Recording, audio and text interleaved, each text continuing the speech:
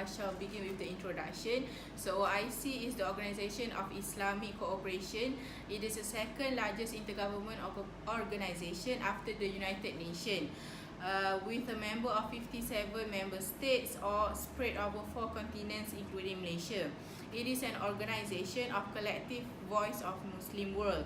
It endeavors to safeguard and protect the interests of the Muslims world in the spirit of promoting international peace and harmony among various people of the world.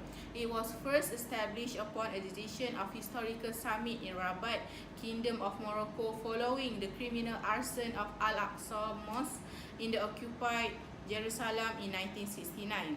The current Secretary General was the Yusuf bin Ahmad bin Abdul Rahman Al-Ottoman. This organization was governed by its OIC charter, where in its preamble include to safeguard and defend the national sovereignty, independence and territorial integrity of all member states.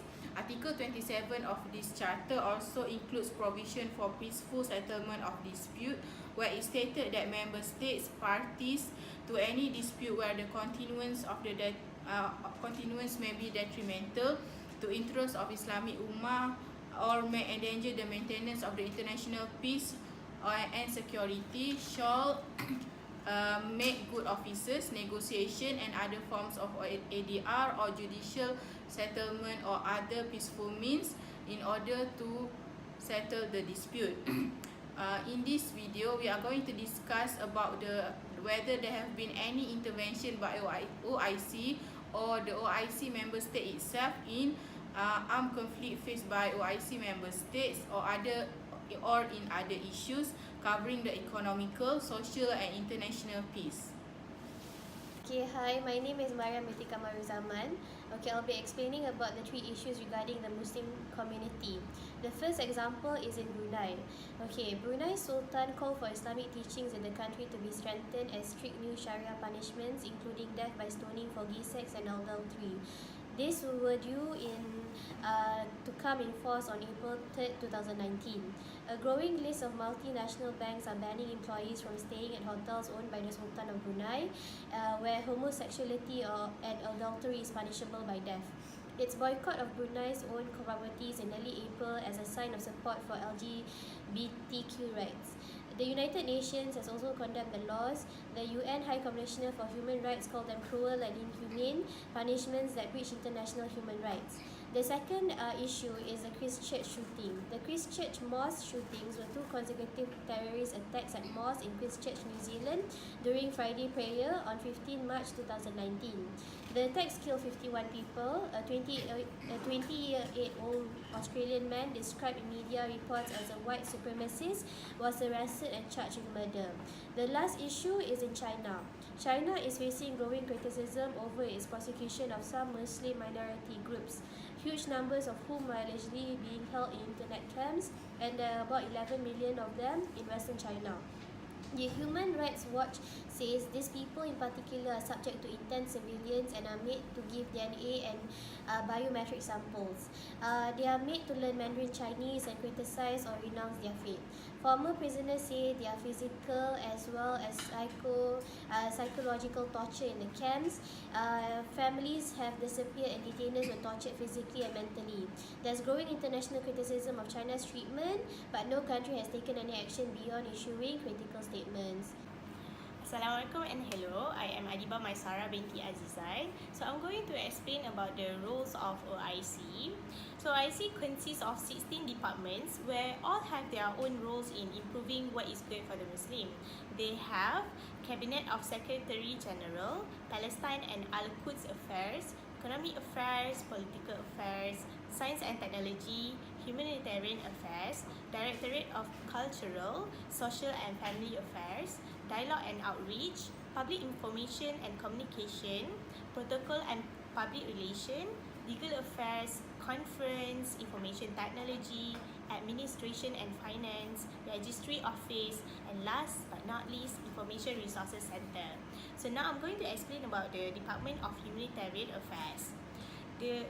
This department mobilize emergency relief and humanitarian and rehabilitation assistance, as well as promotes disaster risk reduction activities in OIC countries and countries with Muslim communities. Its objective includes elaborating strategies for relief work, raising awareness about humanitarian crisis and response strategies, providing humanitarian assistance to countries faced with or threatened by natural disasters or other emergencies, coordinating with member states in relation to relief efforts, putting in place rapid reaction mechanisms to deal with humanitarian crisis, mobilizing resources for humanitarian assistance in coordination with member states.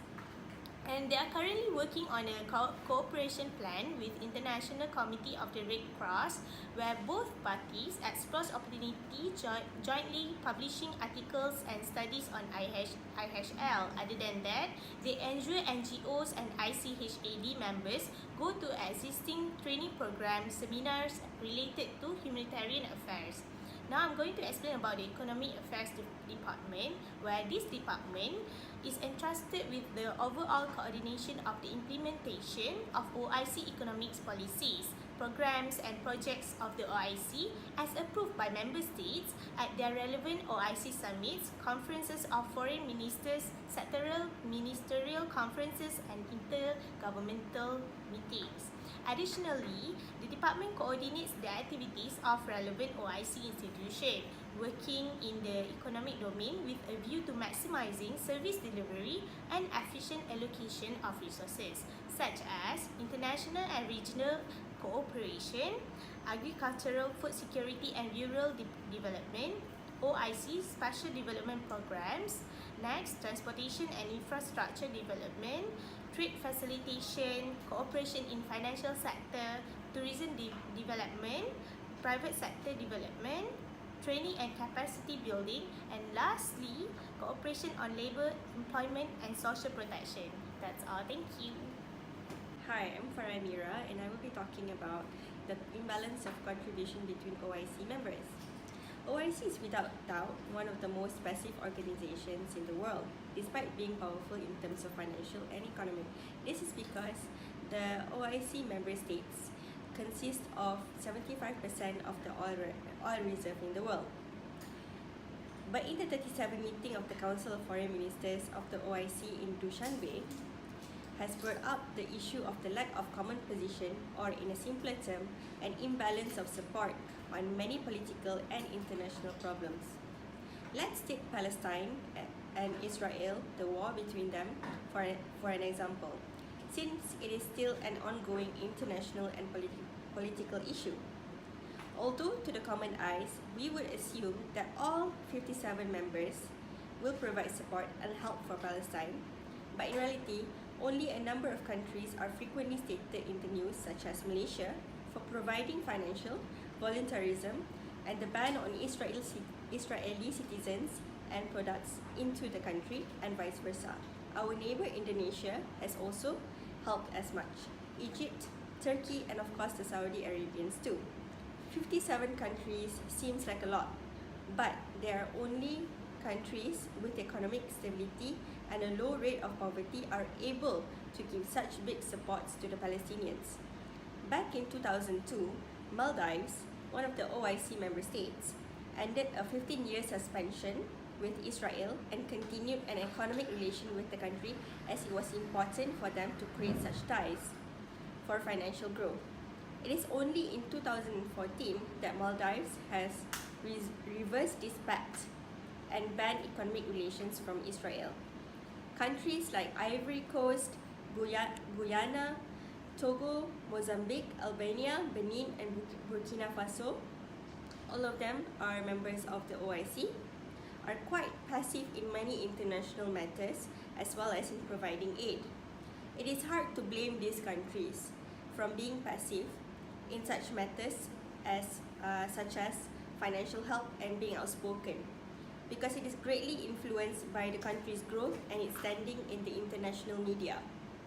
Hence, the imbalance of contribution for international aid must first be resolved by helping these passive countries in terms of economy and politics in order to maintain a balance of economic stability amongst OIC countries. Only then are all members able to provide a balance of support in international matters. Thank you. Hi, I'm Nalisha Budi. So, in Article 2.7, United Nations states about non-intervention principle, which nothing in the present charter shall authorize United Nations to intervene, as the main goal of United Nations is to promote peace and harmony. Under Article 39 of UN Charter states that the Security Council shall determine the existence of any threat to peace, but the Charter is silent about the term on what constitutes a threat to peace, as it will be decided by the Council. Moving on, I will state the effect of intervention on Malaysia. Firstly, Malaysia will be condemned and critiqued by other countries that disagree with the intervention. Secondly, Malaysia as ASEAN country might be abandoned and even disqualified to be part of ASEAN country, as ASEAN country shall remain silent and not intervene other states' matter. Thirdly, Malaysia's economy will be affected and face great challenge, and investors from other states may stop their investment in Malaysia. So the solution from me is that the first one, negotiation with other countries can be done by Malaysia, such as with China, to allow the Muslim community in China to at least be able to fast during Ramadan. Secondly, Malaysia can help conference or seminar to increase awareness to balance the fundamental rights and the local custom of the state. In conclusion, it is quite difficult for Malaysia to settle regarding human rights dispute through intervention, especially when facing with veto power that in control of the world economy. To be honest, there is not much thing that Malaysia can do aside from criticizing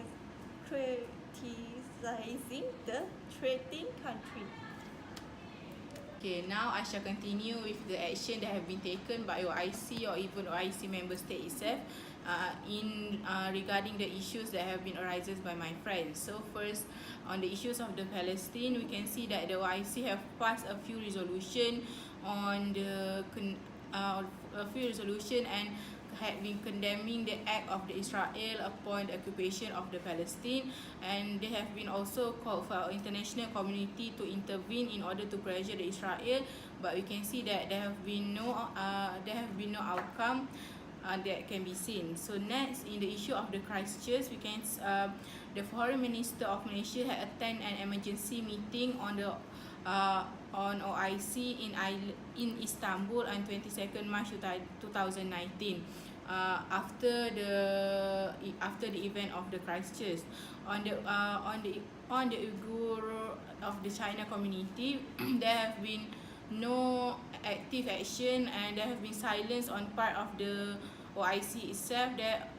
On the part of the OIC itself. So as the conclusion, we can see that the OIC and even the OIC member state itself have no active intervention by any of them. So that's all from us.